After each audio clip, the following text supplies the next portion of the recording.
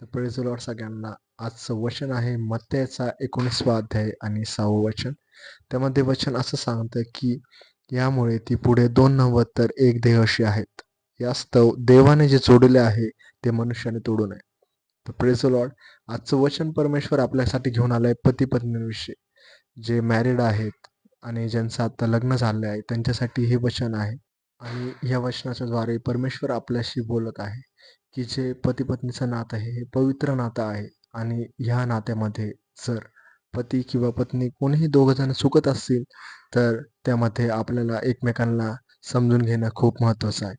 आणि कोणता तिराहित व्यक्ती जर आपल्याला भडकवत असेल तर आपल्याला तेही समजलं पाहिजे की ही गोष्ट आपण ऐकली पाहिजे किंवा नाही ऐकली पाहिजे.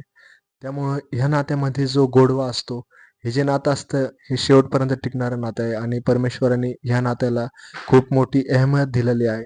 त्यामुळे आपण सुद्धा जर कोणी पती-पत्नी असू, तर आपण एकमेकांचा आदर, सन्मान केला पाहिजे. आणि आपल्या दोघांमध्ये कोणतीही गोष्ट जर चुकीची होत असेल, तर ती एकमेकांना शेअर केली पाहिजे.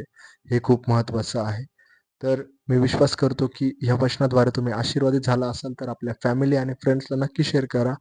Praise the Lord.